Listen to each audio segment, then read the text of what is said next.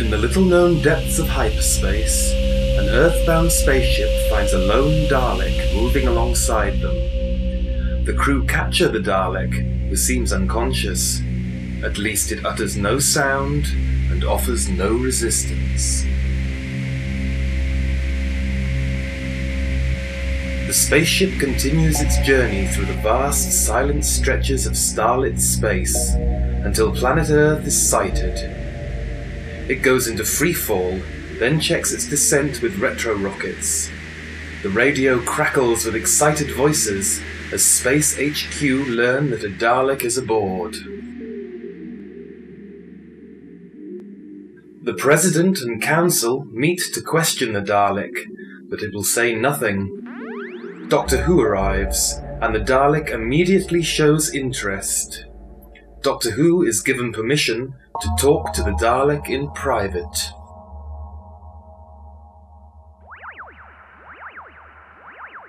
Dalek tells Doctor Who that he had allowed himself to be captured as he wanted to be taken to Earth to bring a message to Doctor Who from the Dalek Emperor.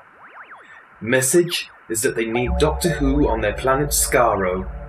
Dalek will not explain why, but Doctor Who learns that a terrible force will be unleashed unless he can stop it.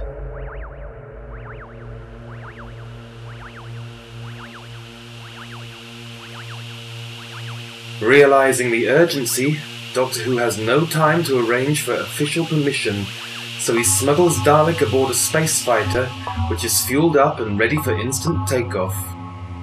Doctor Who informs Control that he must take off on a top priority mission. Dalek is securely fastened in Control cabin, and spaceship zooms away from Earth. Travelling on full emergency thrust, the spaceship streaks through the eternal night, and they lose all sense of time. Approaching planet Skaro, they are startled to see a group of Daleks hurtling towards them on their trans-solar discs. Doctor Who cannot contact them with his radio. They are obviously hostile.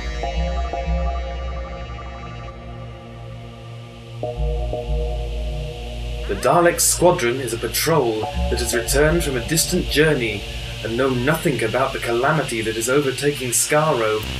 So, seeing an Earth spaceship, they automatically attack. There is a space dogfight in which Doctor Who's ship is shot down.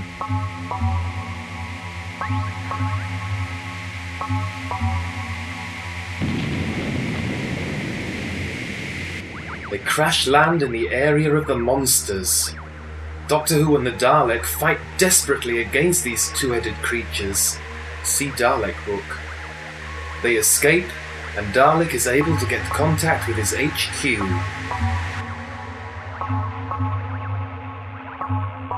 The Emperor dispatches a squadron of Daleks to pick up Doctor Who. He is rescued and brought to the Dalek capital.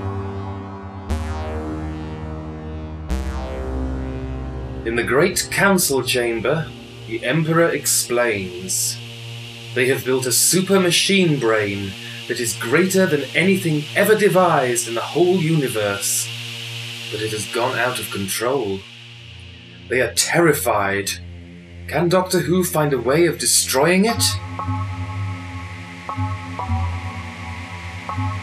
Doctor Who is taken to the vast area where it has been built.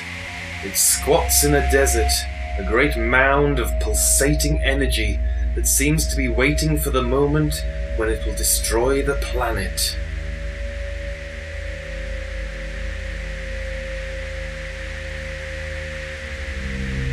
Emperor tells Doctor Who that the scientists who built it ordered it to produce great quantities of neutronium, the most dangerous nuclear substance. That was their last order to the machine, because the machine destroyed the scientists. Now no one knows how to stop the machine.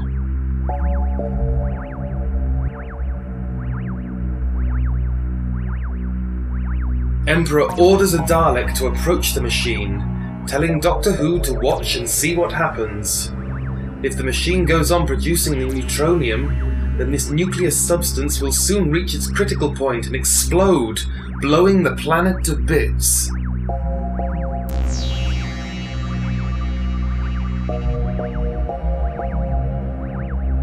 Doctor Who realizes that if Skaro blows up, it will release enormous clouds of radioactive dust that may reach Earth and destroy human life.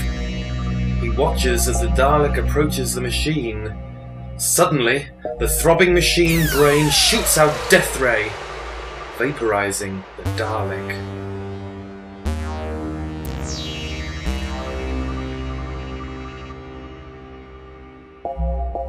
Emperor and Doctor Who take off in a hurry as the machine shoots out more rays.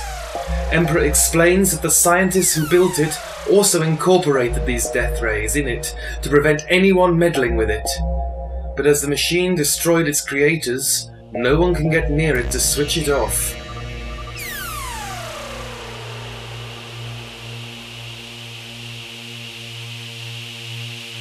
Doctor Who and Emperor discuss the dreadful situation. Emperor has calculated that the machine will have produced so much neutronium that the great explosion will occur in exactly 1 hour, 17 minutes and 2 seconds from now, by Earth time. They had sent for Doctor Who in desperation. He sets his watch.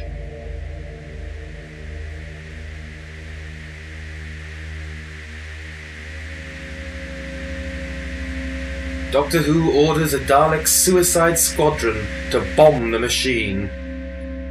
The Daleks are quickly briefed, strapped into their rocket ships, which carry explosives that cannot set off the machine's neutronium, and then take off with ear-splitting roars.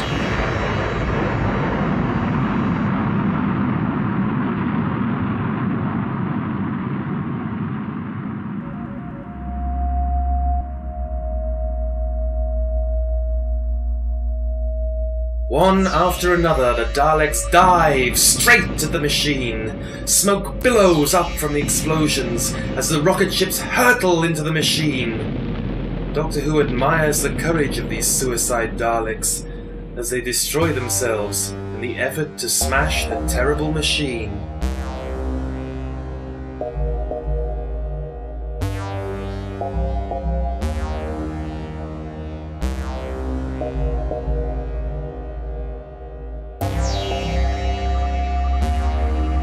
The smoke clears.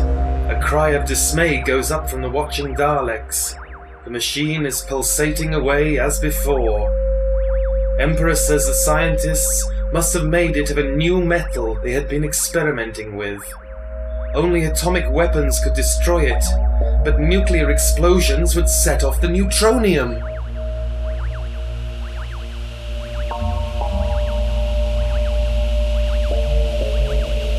Doctor Who consults his watch. There is now only 9 minutes and 12 seconds before the catastrophic explosion. He orders the Daleks to stand back. There is one last hope, and he must take this final gamble. He will approach the terrifying machine himself.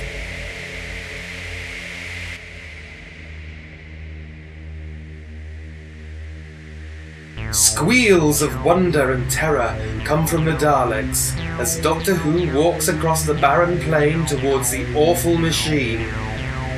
As if sensing its moment of devastating triumph is at hand, the machine throbs louder and glows brighter as the small, helpless figure of Doctor Who approaches.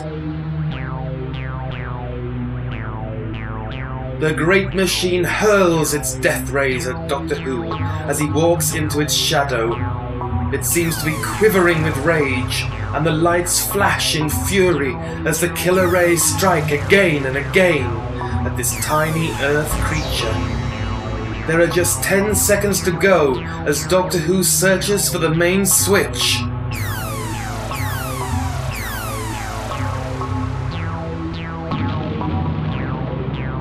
Sparks and smoke swirl everywhere, and Doctor Who is engulfed in the flashing death rays as he reaches for the great lever in the last second. The dreadful machine brain seems to give one shuddering screech of hatred as Doctor Who pulls in desperation at the lever which shuts off the terrible power.